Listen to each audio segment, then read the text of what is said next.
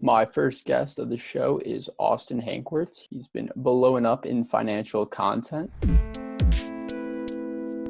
How's it going, Austin? Been a wild 2.5, 3 months, but I'm happy to be here. This is Austin. He is a TikTok star, famous entrepreneur growing in the social media space centered around finance and stock tips. He's grown to over 150,000 followers on TikTok. Pretty exciting stuff. Congratulations, by the way. Thank you so much. Thank you. I appreciate that. So let's go back to March. All right. You post your first video and you get 1 million views. So I'm sure you've heard from the coronavirus that the stock market is dumping. It is. But this could be good for us younger generations. Boomers have been able to invest in these dips. This was the housing crisis, mortgage crisis. This was the tech bubble. Here, this dip is the coronavirus dip. People think you need thousands of dollars to invest in the stock market. You don't. You really just need about $30. 420 blaze it. So what's going through your head? Like, what are you thinking? Starting in 2020, January 2020, I was doing the whole New Year's resolution thing. I'm thinking, what do I want to do? And I'm seeing all these finance YouTubers and all these really cool personal finance and investing people sharing their knowledge on the internet. And that's something I've always wanted to do, but I felt like making a YouTube video just takes so long with the editing and scripting and uploading and all that stuff. And I have no idea how to do any of that. And so I was watching Gary Vee actually. People don't get it. Instagram's organic reach is going to continue to go down. TikTok, you can have 4 followers, post one time, and have 1 million people watch it. You need to get serious about TikTok right now, right this second. He mentioned it's not about, how you record your video or your visuals and your effects and stuff. It's about what you say in your video. And I'm like, TikTok seems like a really good platform where I can simply record my computer screen of me saying something valuable, hopefully to people, and they will be able to, interact and engage with that content. And so I post a video about why I think dividend investing is cool and like an idea on how they could do it themselves. The stock market's crashing. People are talking about it now, especially like just average jokes they see in the news. And so I make this video and I don't think anything of it. I go to bed and I wake up the next day and it's got like 40 or 50,000 views and I've got like 500 people following me. I'm flipping out, calling my friends. I'm like, yo, I'm TikTok famous. Check me out now. I'm ready to go. But I was just super excited. Then I was like, wait a second. I got to keep making these videos. Like people seem to like this type of content. So I just keep, creating and creating and creating. But I was just overwhelmed with the amount of support too. And it seems really cool because I think, TikTok is, well, at the time back in March and February, right? It was like geared towards the younger generation. I'm talking like 14, 15, 16, 17, maybe into college. And I feel like those people are the people that should be learning and should be interested in these, personal finance and investing ideas because they have time. And time is such an important factor when it comes into investing. So like you kind of mentioned in the beginning, it was kind of just, you're just trying it out. The new year just started. Why not post on TikTok? Now that you've gotten some steam and definitely a lot of popularity in this space, is there like a lot of pressure? Or how do you deal with that constant inflow of stock ideas and just putting out constant content? That's a really good question, man. And it's tough, right? Because I'm over here trying to weigh, should I put this? Would people care about this idea? Or, should I stick with stocks? Or if you scroll down through my profile, you'll see, I got into, building credit. I got a little bit of ideas about passive income, stuff like that. So it's, not just stocks. And did I make that content because maybe I didn't have a stock idea at the time? Maybe, right? On the same token, I feel like holistically to look at someone's financial picture is more important than just kind of pitching a stock every day, right? So is there pressure on delivering content and being able to push out valuable content to people? Absolutely there is. And it's taking a lot more of my time more recently because I have a normal job. I work 9 to 5 like everyone else. And so I've been working from home. Luckily, I've been able to have a job during this coronavirus. But when I'm not working, I'm on my laptop looking up stocks or I'm analyzing stocks. I'm just doing something to try and push this content out. And the first day, I'll never forget, I posted 34 videos straight every single day since I started. And the first day I didn't do that, I was freaking out because I thought the algorithm was going to shadow ban me or something. I was getting really nervous, but turns out, I can take those breaks now. I take normally Saturdays and Sundays off, sometimes Friday, Saturday, and Sunday, which I think I'm so glad that my fans and my followers have been able to give me some leeway on that because it really helps me come back and, go to ground on my life and really back away from this sort of stuff and take that pressure off my shoulders. It's almost like it's kind of becoming like a second job or like a side hustle, a lot of people say. Absolutely it is. Where do you see like this going, right? So there's like a lot of people that want to learn about this content, whatnot. They don't know, TikTok's only 60 seconds. You think that like social media platforms like TikTok, YouTube, Facebook, are you going to take it there? Like, where do you kind of see yourself going? Well, right now I do have a Patreon account where people are able to, sign up and support my work for as little as $4 a month, and they get these really cool in-depth explanations about my videos. But I feel like the biggest thing is, where is it going, right? So like I could somehow blow this up into maybe start collecting email addresses and start like a newsletter, or maybe start a podcast or some sort of YouTube channel and try and, build out a network of content and ways people can receive and engage with that content. And, I guess that is the end goal eventually. But right now, I really want to focus on continually giving value to my followers and my viewers through these videos. If it's an idea, if it's an analysis for them, or if it's just me rambling in the camera during a live stream. Like, I just feel like being able to give value for free and not charge for it, that's where the real key is with this whole thing. And eventually I'd like to start a newsletter. I think I got a little something like that in the works right now.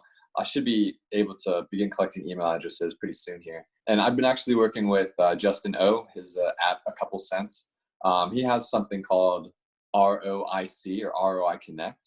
It's a really good website where you can learn more about stock pitches and different types of analysis. And he's got some like Wall Street Journal updates and deep dive with this kind of cash flow models, a lot of really good stuff that I don't know how he has the time to do it. I certainly don't have time like that, but we've been working well together pretty recently, and he's given me the opportunity to add some info to his website as well. Who knows where this will go, but I'm just excited that I was chosen to go along for the ride. So a lot of people must like come to you just because, you've gotten so much success and whatnot. Do a lot of people ask you like what I should invest in like a daily basis? And like, what would you tell someone today what they should do? Let's say they have $10,000. What would you tell them to put their money? Drew, I cannot begin to describe how many hundreds, probably thousands of DMs I get from people on TikTok, Instagram, LinkedIn. I mean, they're all really. What do you think about this stock? What about this stock? What about this stock? And 9 times out of 10, it's a penny stock, and I don't even want to look at it. But I actually had a couple of really good ideas flowing from people. But if someone said, they had $10,000, what would I tell them to, or encourage them, I guess, to invest in? Obviously, it's different for everybody, right? If it were me, I would take that money and pay off my debt, because I still have student loans. And I think being able to be quote unquote debt free gives the human being a lot of flexibility when it comes to following their passion, whatever that may be. Like, they don't have to hold that day job that they hate because they need to pay their bills, they need to have that card payment, maybe they need to pay off that credit card. So being debt free is really important. So if they had debt, tell them to pay off the debt. Next, I'd probably make sure that they're contributing to their retirement through like a Roth IRA or some sort of mutual fund that they plan to hold for a long time. And actually, I tweeted about this the other day, but if I only had a couple things to invest in, like for the rest of my life, I would probably go with like Apple, Amazon, and Tesla. I feel like those companies are never going away. They've established themselves as market leaders. They have fantastic management. They continue to deliver on expectations. And I just thumbs up all around on those.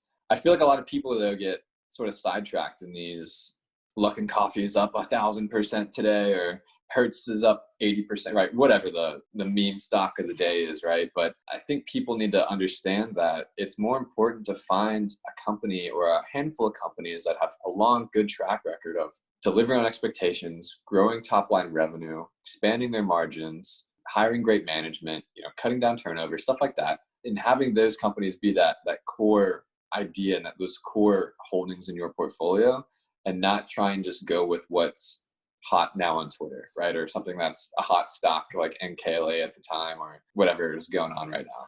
Yeah, and Nikola blew up.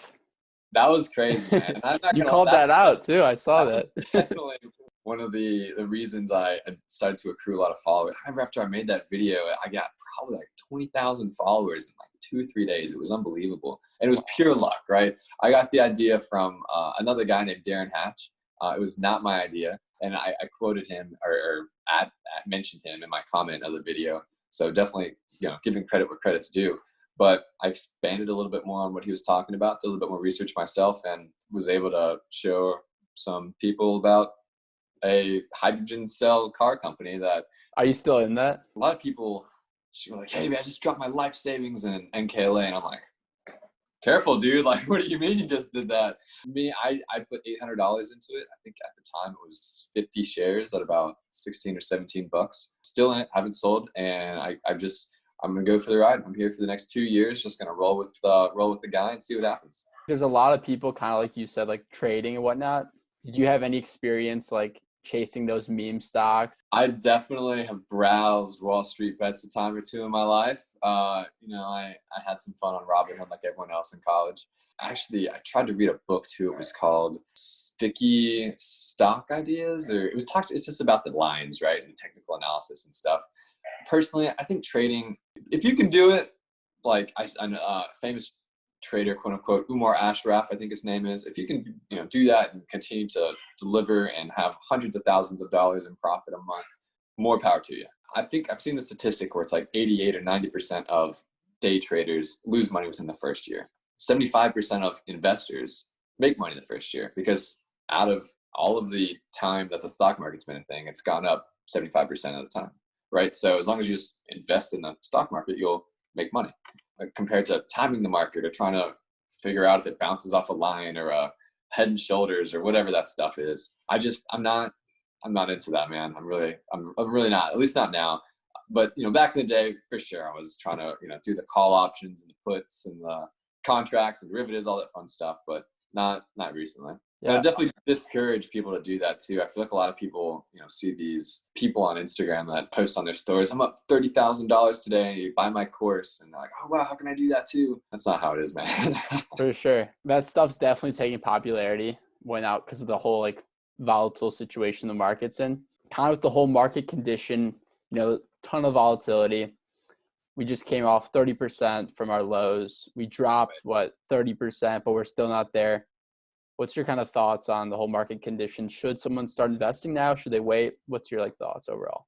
I had a lot of people ask me this question about a week or two ago when we started to really see, hey, hold on, we're getting kind of close to where we used to be, but unemployment's still really high. People, personal savings increased, or people aren't spending money, right? They're just not, because they don't have money to spend. And so I'm thinking, what the hell's going on? And what I told a couple close friends about a week ago was, you're up right now. You're up probably 30, 40%. If it were me, take some money off the table. Say, hey, I made this 30,000, 40,000, or 3,000 or 4,000, whatever it is for you.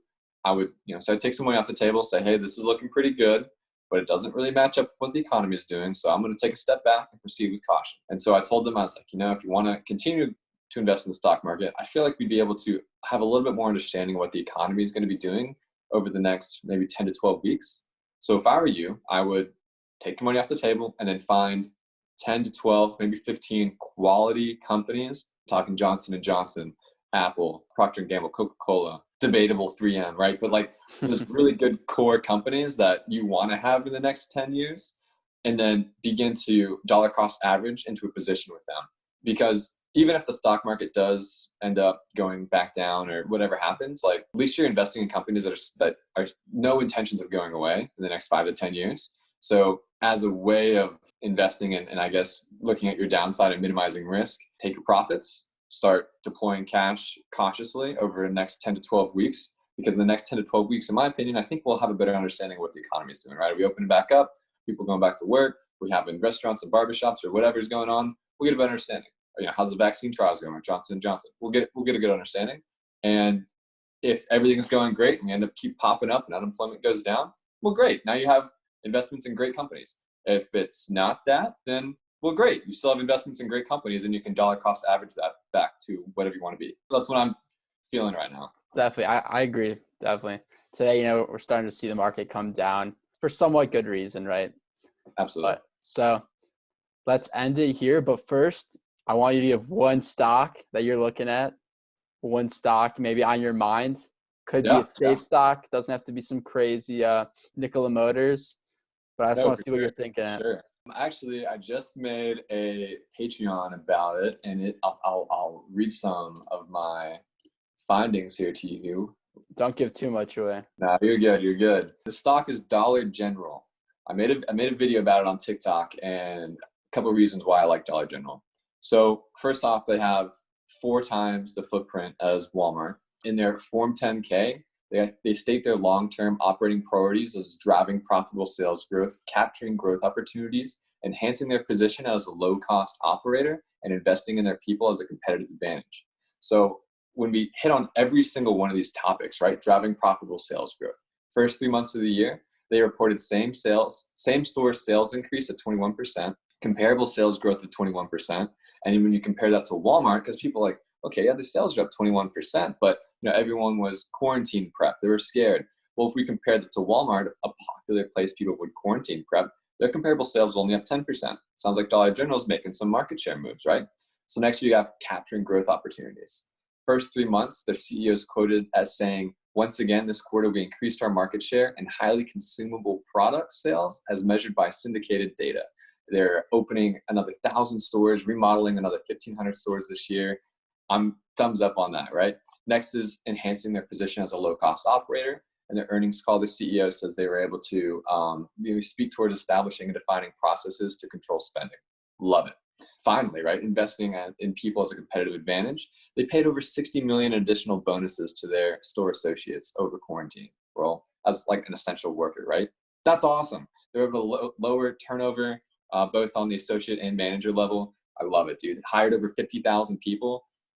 If you go to their financials, they're growing their top line revenue every single year. They're keeping their gross margins very healthy throughout this entire time. Net income's growing, EBITDA is growing. Yeah, love it. Thumbs up for me. I'm going to be a long-term investor on Dollar General for sure. Wow, thanks for that little very quick but in-depth analysis. Really appreciate that, Austin. We'll end it there. Thank you for coming. Do you want to shout out any thing you got going on? Not specifically right now.